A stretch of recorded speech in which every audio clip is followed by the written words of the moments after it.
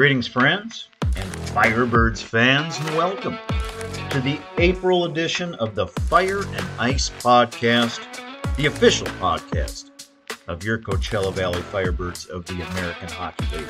Coming to you from Palm Desert, California. I'm your wrist shot away from the Firebirds nest of Acrisure Arena. I'm your host, Judd Spicer.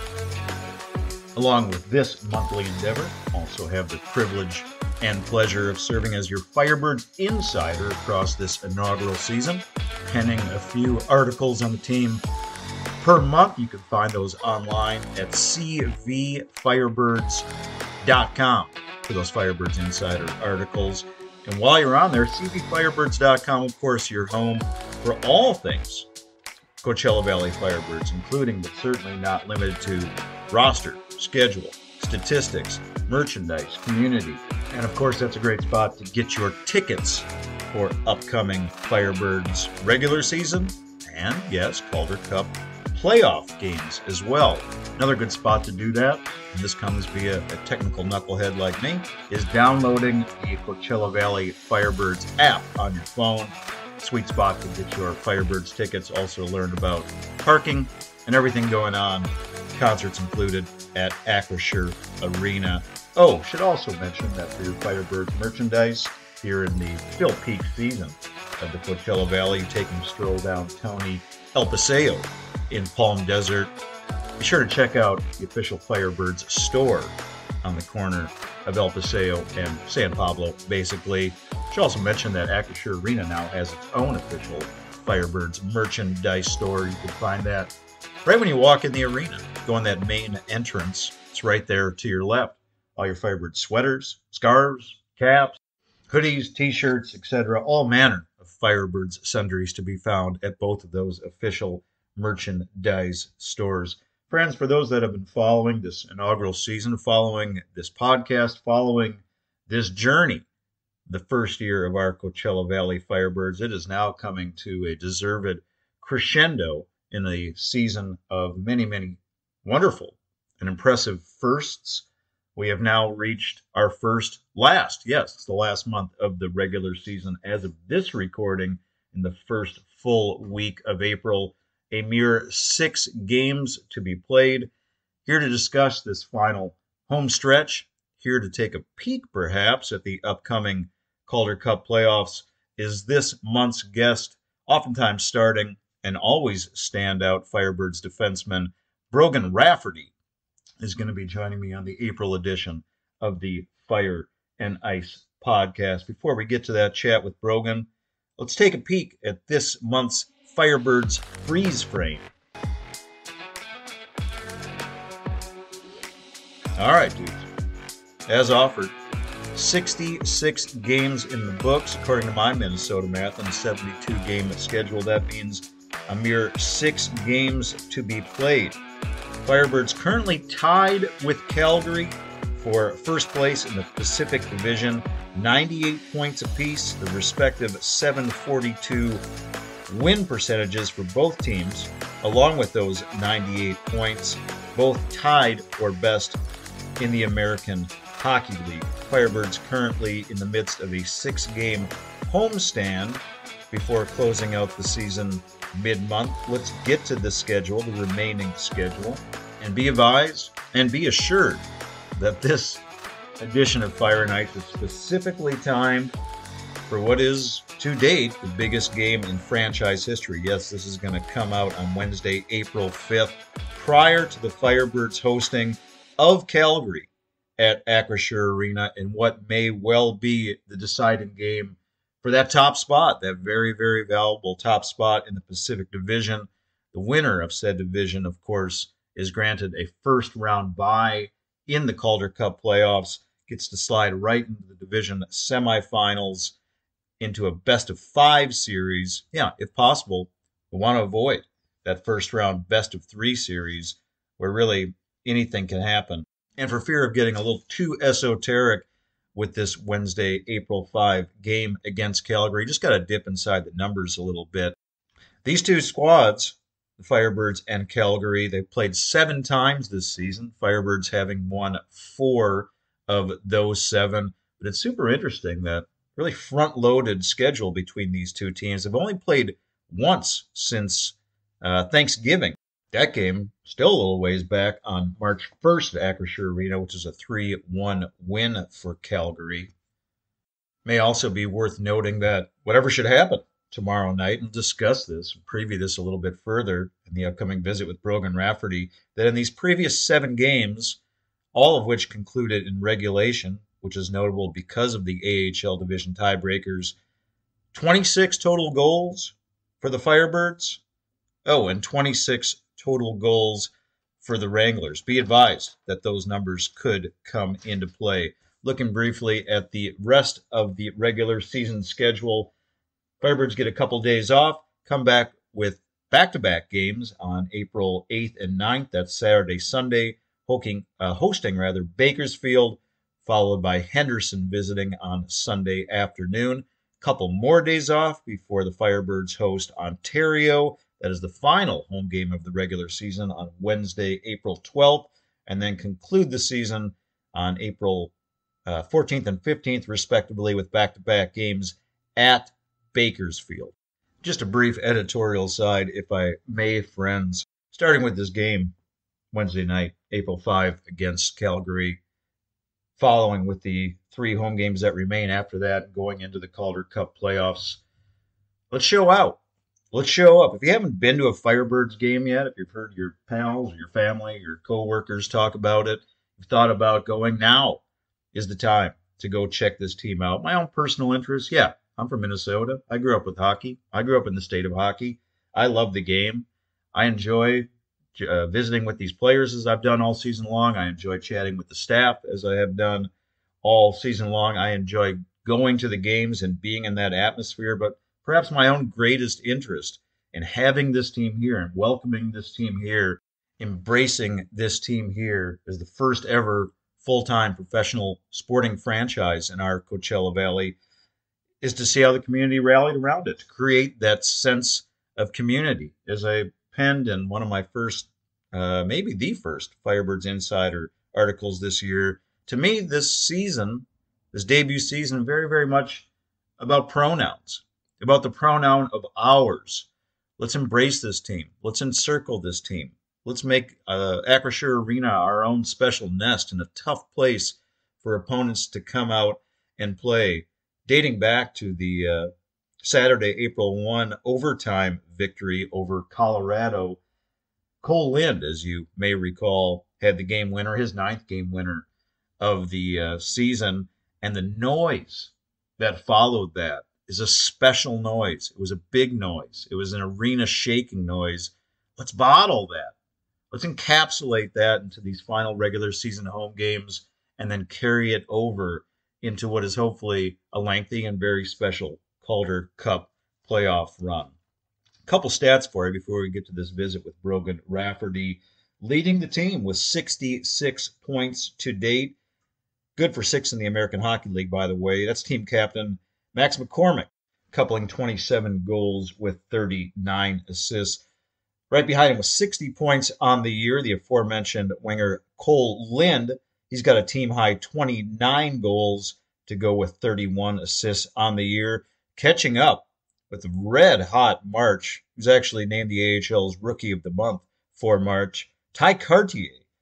As I said, 54 points to go, 26 goals to go, rather, with 28 assists on the season. He scored in 20 of his past 24 games. Right behind him with 53 points is Cameron Hughes. He's got 18 goals to 35 assists.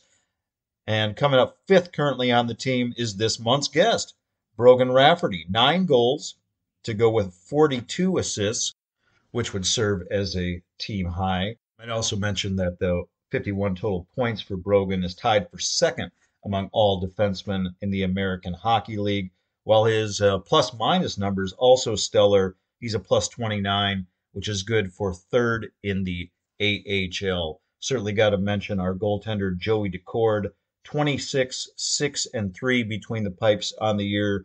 That's good for the 2nd most wins in the American Hockey League. Oh, the most wins, by the way. Yeah, we'll see that guy in net on Wednesday night, Dustin Wolf for Calgary. He leads the American Hockey League. Joey Decord should add a goals against average of 2.37 on the season. That is good for fourth in the AHL. All that offered, all that preface, friends. Let's get to this month's visit with Firebirds defenseman Brogan Rafferty.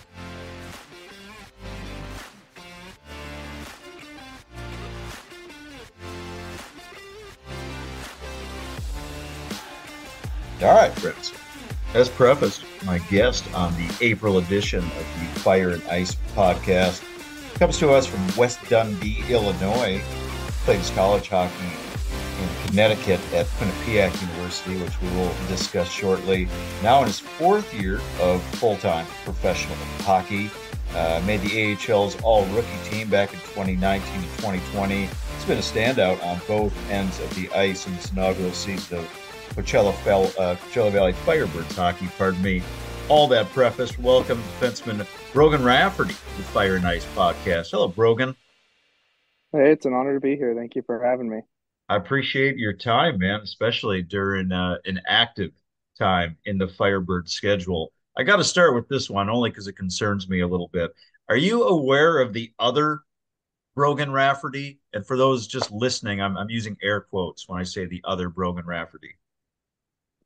I am very aware of the other Brogan Rafferty. Um, I've made it my life's mission to be the top Google search for that instead of the contrary, but it's still a work in progress. It is. I think that you've kind of topped a dude otherwise known as the Craigslist killer or one of the Yeah. Craigslist killers by way of Ohio. That story about a decade ago. He's now doing a lifetime a prison sentence. But just wanted to make sure that you two aren't confused or that I wasn't going to insult you, that there wasn't any kind of relation there. But when you type in Brogan Rafferty, he does pop up a few times.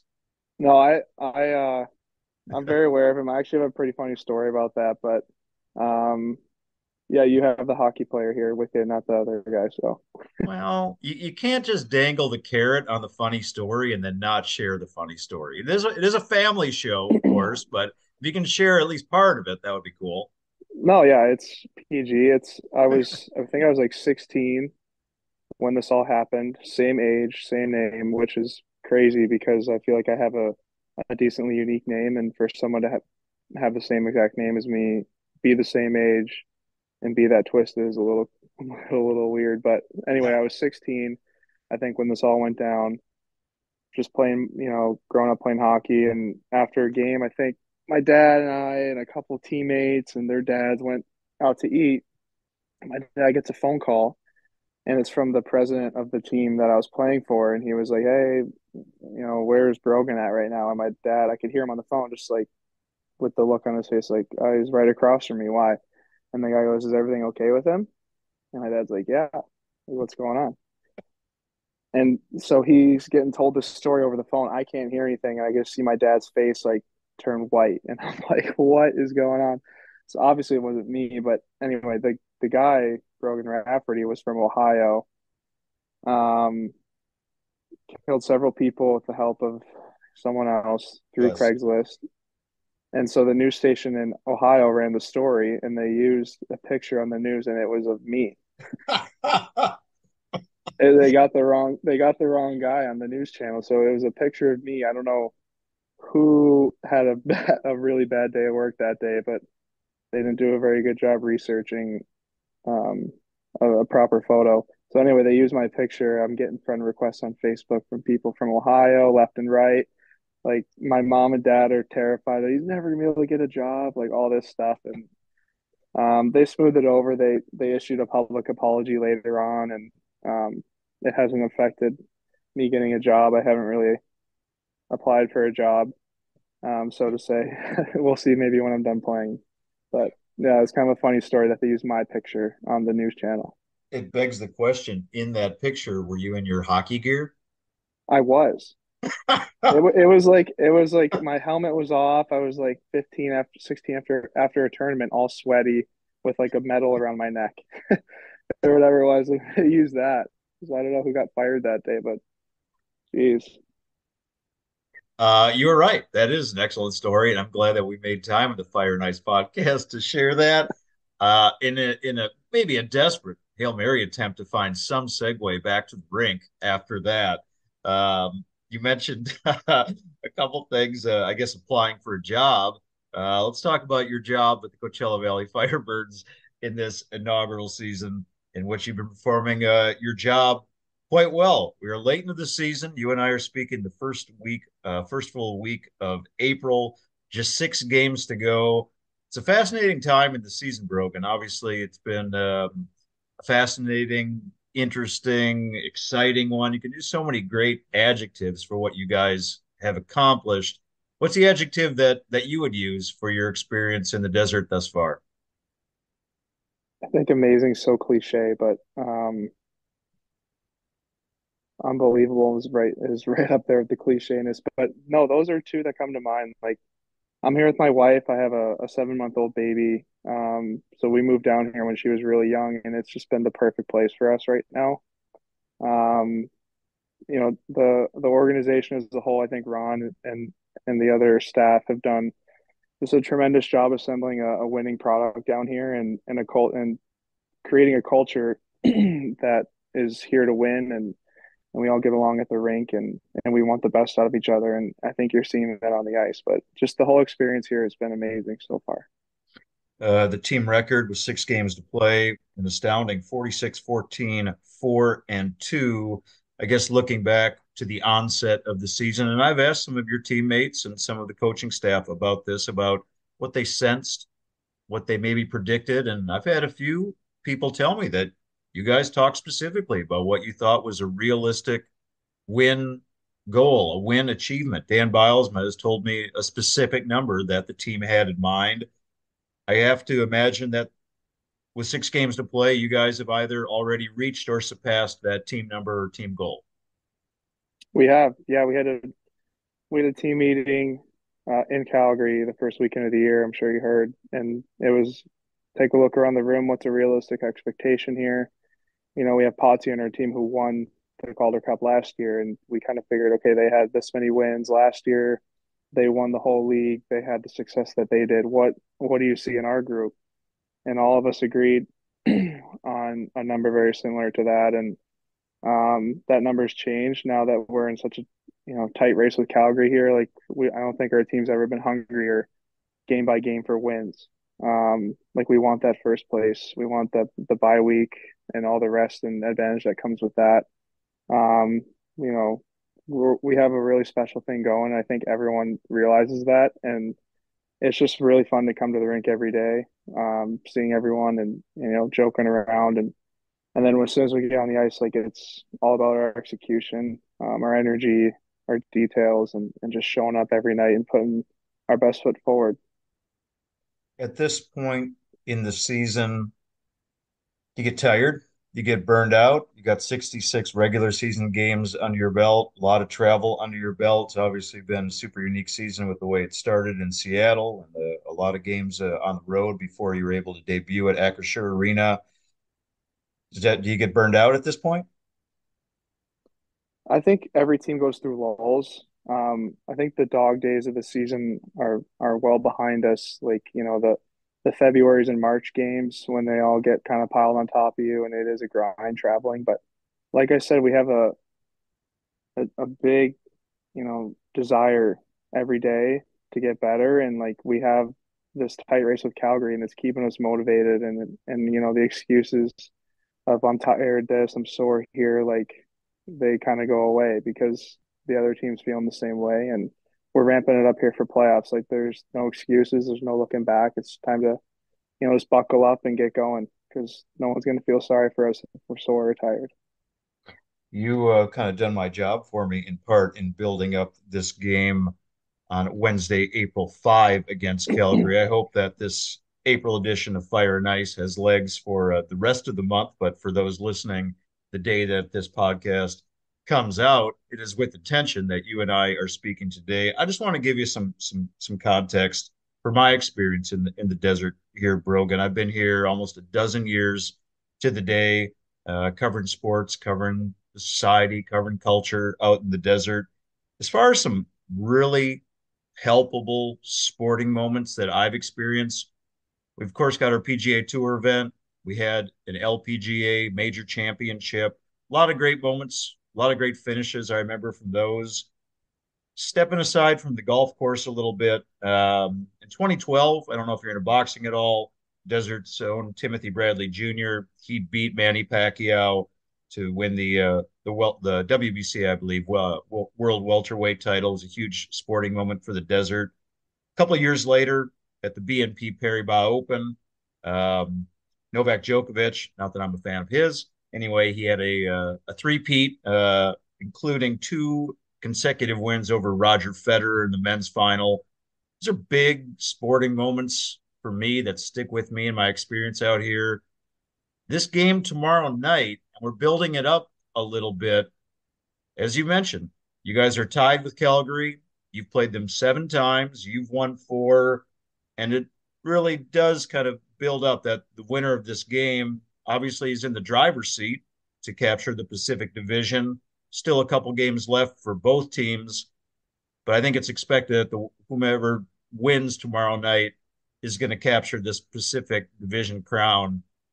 I know a lot of people are excited. They had friends and colleagues and readers, listeners asking about this for several days leading up to this game. What is the sense within your locker room? What is the sense around the organization for this game on Wednesday night, Wednesday, April 5, at home versus the Calgary Wranglers? Wow, that's quite the buildup. You like that? That was intense. Um, Good. no, I mean it's been circled on our calendar for a while. They came into our building last time and beat us and left a bad taste in our mouth, and we've kind of just seen how the standings have gone since then. Um, we've shrunken the gap to now we're tied with them. Tomorrow's a huge game. You're going to see the best out of both teams.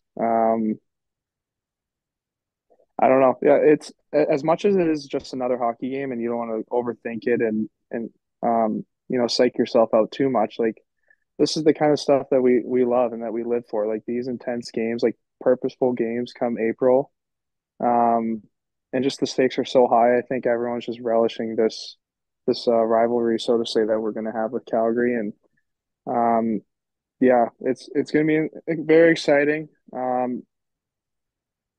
Just we have a great group. They have a good team. I think you're going to see two teams that are just desperate for this win. And like you said, I think the winner of this game has a really good chance of winning not only the Pacific Division but our entire league um, regular season championship, or yeah, whatever you want to call it. But we're excited. We're hungry, like I said, extremely motivated, and we're going to bring our best tomorrow in front of our crowd. Friends, you're tuning into the April edition of the Fire and Ice podcast, the official podcast of your Coachella Valley Firebirds of the American Hockey League. I'm your host, Judd Spicer. My guest is defenseman Brogan Rafferty. A few more things, not to try to even build it up more than I already did. A few more things, though, for context in this game with Calgary. It's kind of interesting to me that you guys, as mentioned, have played them 7 times, and most of those games were at the outset of the season. I've only played them the one time since Thanksgiving. So, despite all the tightness, despite the similarity in the records and the points, despite the fact that in those 7 games, by the way, each team has scored 26 goals, 26 to 26, added to the fact that, as I see it, it's probably the two best goaltenders in the American Hockey League. How do you assess their team? I mean, what have you kind of, even though it has been a while since you played them, just that one game since Thanksgiving, kind of break down your matchup, how the Firebirds size up with the Wranglers. Yeah, they're a team. They're built from the back end up. Um, Starting with their goalie, he's a great goalie. He has been since he's came into the league. Their decor is great. They've been there before. They're big bodies. They kind of similar to our decor, and their forward group has a lot of depth. They got a couple of really high end guys. And I think we match up really well against them. We have kind of the same structure to our team as well. Obviously, we're missing a lot of our key players right now due to call ups or injuries, but it's been that way for the last several months. So we've kind of molded our lineup, so to say.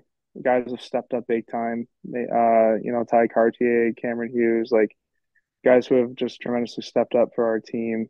And hopefully they can continue to do that for the rest of the year and playoffs. But two very similar teams. Both like to play a fast-paced game. Can capitalize on the power play, good special teams. Not going to give you a ton. There's not going to be a ton of room out there tomorrow. It's going to kind of be whatever team sticks to their structure more, has less turnovers, and obviously at the end of the day, the goalie's coming up with big saves here and there to help us out to win. Hopefully, our home crowd can give us a little extra boost as well. But we're extremely motivated for tomorrow. Like I said, this is the kind of stuff that we live for, and that we get excited for. Let's talk a little bit about the home crowd in this first season of Firebirds hockey, debut of Acrisure Arena. I want to harken back just a few days, Brogan, to the overtime win. I believe you were on the ice for Cole Lynn's game-winning goal, his ninth game-winning goal of the season. You were one of those three men on the ice in that time, yeah? Yeah, correct. Um, the noise that erupted in Acrisure Arena to me, and I asked Cole Lind about this after the game. That was a real sporting noise, man. That was a playoff atmosphere type noise, and it's exactly the noise and that energy that I wanted to feel when I first heard about Firebirds hockey coming to the desert. Being on the ice for a moment like that, describe, I don't want to just say the feeling, but for you, is that the noise that you like? Is that the playoff atmosphere and energy that you want? Oh yeah, absolutely. I mean, it doesn't get much better than an overtime winner. I guess in playoffs, an overtime winner would be the next level of that. But that was a huge game and a huge moment for our team. Like I said, we were tracking Calgary down, and we had games in hand, and we needed the two wins that we did get in our last two games to get in the position that we are in right now. He's been clutch for us all year. I think if you ask a lot of the guys on our team who you want to have the puck in overtime like that one on one with the goalie, and a lot of the guys would say Lindy. So that was a sweet moment. It was cool to be out there and contribute towards that goal. And just the atmosphere from the fans like that just fires us up. It gives you chills thinking about it. But when you're in the moment, it's just at all cost, do everything you can to win. The fans at Acrisure Arena, many snowbirds out here, undoubtedly. A lot of people from Minnesota, like myself, a lot of Canadians, people that are used to hockey, people that grew up with the sport, but also many, many new fans. Do you feel like over the course of the season, Brogan, that fans at Acrisure Arena have become more educated, have kind of graduated up a level for the hockey knowledge and how they respond to play on the ice? I think so. Yeah, absolutely. Like you said, snowbird. So Minnesotans, Canadians, like you kind of expect they know a thing or two about hockey coming down here. So there's an appreciation and understanding of the game in that sense. But even the locals, from the desert, from just outside the desert, who didn't maybe understand the game completely at first, have definitely grasped like some of the tough rules that we have, or the offsides, the icings, the penalties, and all that stuff. Like I think they're starting to understand that, and it's a great job by like the media and everyone to hype up these games and build them up. So when we do score, it means more than just a goal. It's like the standings and whatnot. So it's I've seen the crowds have grown as more people have come down here. Even when we first got down here, it was just electric. And in the locker room, we can't believe on a Monday there's almost full capacity in the rink. Like you don't see that around the league. So it's fantastic so far. Speaking to what you have seen around the league, last year you were with a different bird. You were a San Diego Gull. Had a good season. Team had a pretty good season, made the playoffs, albeit an early exit. What did you take away from that Calder Cup playoff experience last year that you think that you personally can take into this season? Yeah, last year was a tough year. Completely different team last year than what I'm on right now. But the Calder Cup playoffs, although I only played two games, it is a different level of intensity. There's way less room out there, a lot less shots get through the net. Everything kind of seems to tighten up. and it's all about limiting your mistakes in playoff hockey. I'm hoping to just, you know, everyone's got to crank it up a notch come playoffs, and I'm hoping to just contribute towards that and just any way I can to help our team win is sign me up. As far as what you've contributed to date through 66 games, Brogan, I mentioned this at the outset of the episode. 9 goals coupled with 42 assists, which is a team high. 51 total points, tied for second among defensemen in the American Hockey League. Your plus minus of 29, third in the AHL. Does any of that mean anything to you? It's cool. It's cool a little bit to compare yourself to the whole league, but I mean, points are such a hit or miss topic and how much to put into them, and you know, so I don't think too much about it. I just want to help our team win, whether that's passing to the guy who's going to score, or score myself, or block a shot. Like that's kind of what it is at the end of the day. And if the points come, they do. We're on a really good team, a lot of really good players, so it's easy to just give the puck to them a lot of the times, and they can score. And everyone has a role in our team. We all know what that is, and I like to facilitate and move the puck up the ice to them and let them do their thing because they're way better at it than I am. As far as looking at your own stats, and that's kind of why I phrase that. I know some guys really don't like to focus too much on their numbers, but is there a metric? Is there something perhaps in your game study, your film study that you do like to pay particular attention to? Um, in terms of my own statistics Yeah, or team, yeah, performance or statistics, sure. um, I'm a pretty big, I'm a hard critic on myself, so I know when I have a bad or good game. I can kind of think about a game afterwards and think about certain plays. It's just about playing a solid 60 minutes out there, limiting turnovers, stats that don't necessarily get kept in the American League, but stuff that from watching video or thinking about the game afterward. Just knowing every night that you're putting together a good product and giving your team the best chance to win is something I pride myself on. Even if I don't get any points during the game, it's if I had a great game, I can leave that rink a happy guy and come home and sleep well.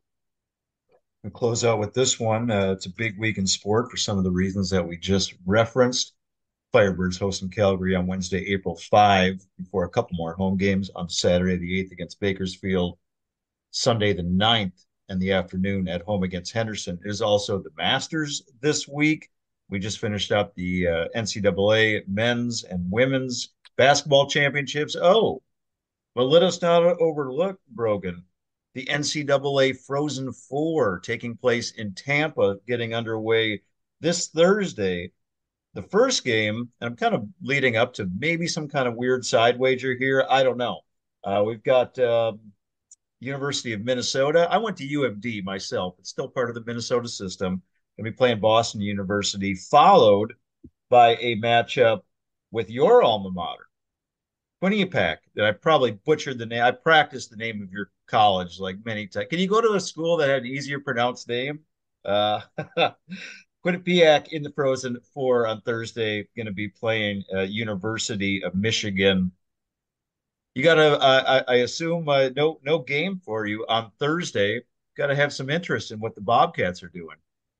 I will be very interested. Um, I will be planted watching that game. You won't be able to move me away from that TV. UMD, I don't like UMD at all. They ended my season my junior year going if we would have won that game, we would have gone to the Frozen Four, but I think they ended up winning the national title that year. Um, so yeah, I'm proud of the boys. I went to school with all the seniors who are there. The COVID year, they got to come back for a fifth year. So a lot of my good buddies are still playing there. I'm in touch with them a little bit here and there, wishing them luck and saying how proud we are of them. And the program's come such a long way from when it first started, and I'm going to be really excited to see what happens. I think Michigan is a powerhouse. All the teams that are left, it seems to be one of the better Frozen Fours that I can remember in recent years. But we always seem to be the underdogs and don't get a ton of national respect until we beat you or we make it to another Frozen Four. So I'm cheering for the guys. I'll be watching on Thursday. All right. Well, let's hope for a Bobcats Golden Gophers national championship. I think Quinnipiac has been runner up a couple times in the last decade. So I don't know. The Q could Yeah, be due. I like that. You can you can borrow that if you want. Brogan, as mentioned, a big week ahead. So enthused to go check out all the rest of the Firebirds home game is the 5th, the 8th, the 9th, and the 12th before the onset of the Calder Cup playoffs in this inaugural season of CB Firebirds hockey. Appreciate your time. Go get them Wednesday night. Calgary, continued success for you and the Firebirds, sir. Thanks, Chad. It was great talking to you. I appreciate it. Appreciate it, man.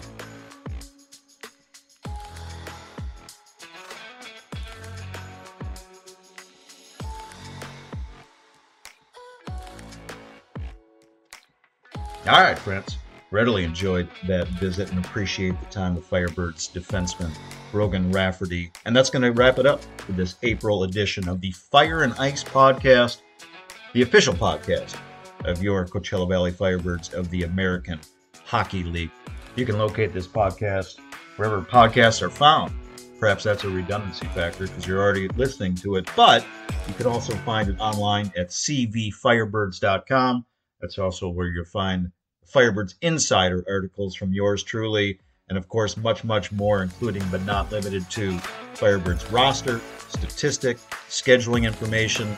You can go there for all your Firebirds merchandise as well.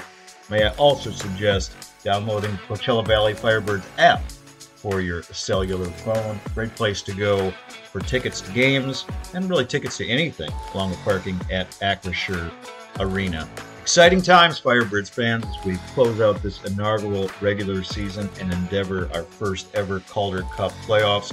Hope to see you soon at our Acrisure Arena barn. Until then, and always, remember, one valley, one team, rising together.